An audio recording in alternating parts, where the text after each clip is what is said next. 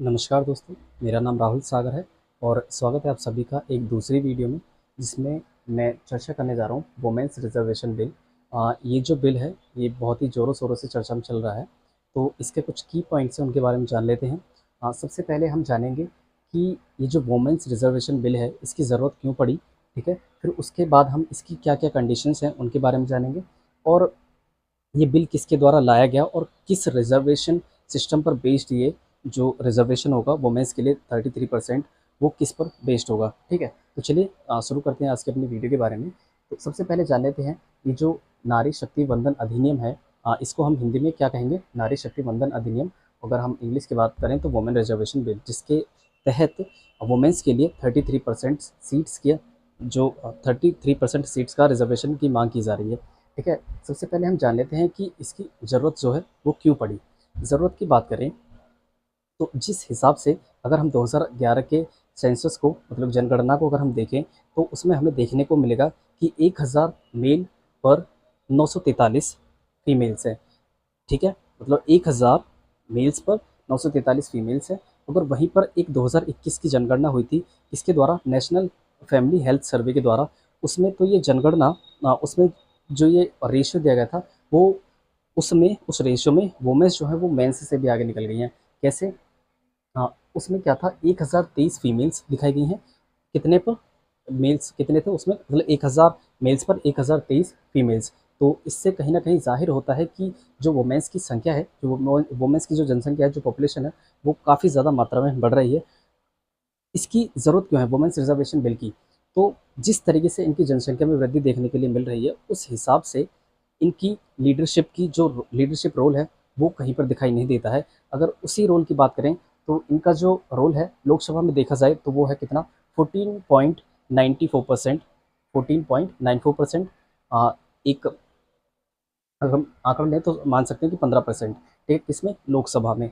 वहीं पर बात की जाए राज्यसभा की, तो राज्यसभा में मात्र 14.05%, एक तरीके से कह सकते हैं कि 14% केवल राज्यसभा में है इनका लीडरशिप रोल, ठीक है? तो जिस हिसाब से इनकी पॉपुलेशन में बढ़ोतरी देखने के लिए मिल रही है, उस हिसाब से इनकी लीडरशिप में जो रोल है, इनका जो भूमिका है, वो देखने के लिए नहीं मिल रही है। इसी वजह से इस वुमेन्स रिजर्वेशन बिल को लाया जा रहा है, ताकि इनके लिए 33% सीट्स को आरक्षित कर दिया जाए, ठीक है? इस बिल के बारे में बात करें तो ये बिल 19 सितंबर 2023 को लाया गया था, हमारे कानून मंत्री अर्जुन राम मेघवाल के द्वारा, ठीक है? जो हाल फिलहाल में बने हैं। और ये जो बिल है 19 सितंबर 2023, मतलब जिस दिन नई संसद भवन ने अपना पहला ऑफिशियल वर्क डे शुरू किया था, उसी दिन इस बिल को लाया गया था।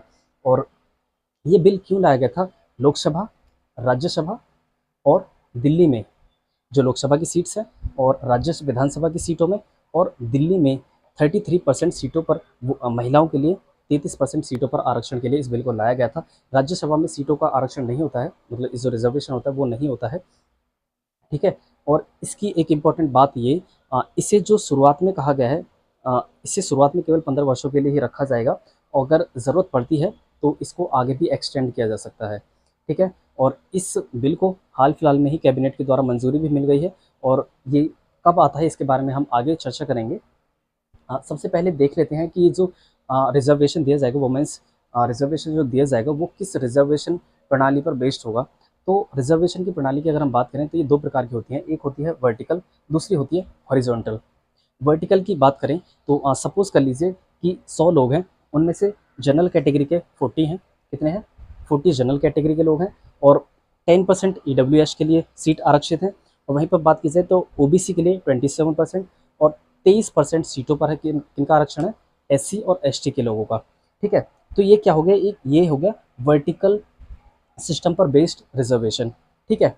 अगर वहीं पर बात की जाए हमारी हॉरिजॉन्टल रिजर्वेशन प्रणाली की, तो हॉरिजॉन्टल रिजर्वेशन प्रणाली में क्या होता है? आपने देखा होगा कि एक 5% रिजर्व, सपोज दैट जो पीडब्ल्यूडी वाले लोग होते हैं, जो पर्सन्स विद डिसेबिलिटीज़, उन लोगों के लिए भी क्या कर दिया जाता है, 5%, या सपोज कर लीजिए कि एक 5% आरक्षण उनके लिए भी एक सीमित कर दिया गया। तो उन्हें अ, ये जो पीडब्ल्यूडी वाले लोग होंगे वो हर कैटेगरी में होंगे, चाहे वो जनरल हो, ईडब्ल्यूएस हो, या फिर ओबीसी हो, या फिर एससी एसटी हो। तो उनके लिए जो पीडब्ल्यूडी वाले लोग होते हैं उनके लिए सपोज़ कीजिए कि 5% का आरक्षण उनके लिए सीमित कर दिया गया है। तो 5% जो आरक्षण होगा वो जनरल में से भी 5% होगा। जैसे कि यहाँ पर दिखाया गया है, मान लीजिए कि 100 सीट्स है तो उनमें से 40 में से जो जनरल की 40 सीटों में से 5% जो आरक्षण होगा वो पीडब्ल्यूडी के लिए है। और इसी तरीके से जो ईडब्ल्यूएस के लिए जो 10% सीटों पर आरक्षण है उनके लिए भी 10% सीटों में से भी पीडब्ल्यूडी के लिए कितना आरक्षण हो जाएगा, 5%। ठीक है, वहीं पर बात की जाए अगर 27 ओबीसी की सीट है तो उनमें से भी 5% पीडब्ल्यूडी के लिए, और वहीं पर बात की जाए एससी और एसटी के लिए तो उसमें से भी 5% सीटों पर किसका अधिकार हो जाएगा, पीडब्ल्यूडी पर। ये जो पीडब्ल्यूडी वाला जो सिस्टम बताया है वो किस पर बेस्ड होगा, वो होगा हॉरिजॉन्टल सिस्टम पर, हॉरिजॉन्टल रिजर्वेशन सिस्टम पर। ठीक है, तो इसी ये जो वुमेन्स रिजर्वेशन जो दिया जाएगा वुमेन्स को 33% सीटों पर जो आरक्षण होगा वो किस प्रणाली पर बेस्ड होगा, वो होगा हॉरिजॉन्टल रिजर्वेशन सिस्टम पर। ठीक है, जैसे कि सपोज दैट अगर लोकसभा में से भी क्या होगा, general EWS OBC SC ST की सीटों में से क्या कर दिया जाएगा, 33% सीटों का जो आरक्षण होगा वो वुमेन्स के लिए निर्धारित कर दिया जाएगा। ठीक है, उसी तरीके से राज्य विधानसभा में और दिल्ली में भी। ठीक है, तो ये होगी हमारे सारे सिस्टम वुमेन्स रिजर्वेशन के ऊपर बात। तो दोस्तों यही थी हमारे आज की वीडियो। आई होप आपको वीडियो पसंद आई होगी। अगर वीडियो पसंद आई तो प्लीज़ वीडियो को लाइक कर दीजिए, इसे शेयर कर दीजिएगा अपने दोस्तों तक, ताकि जो वो कम समय में एक बहुत ज़्यादा इन्फॉर्मेशन प्राप्त कर सकें। तो चलिए दोस्तों लेते हैं हम आज आपसे विदा। Thanks and thanks for watching.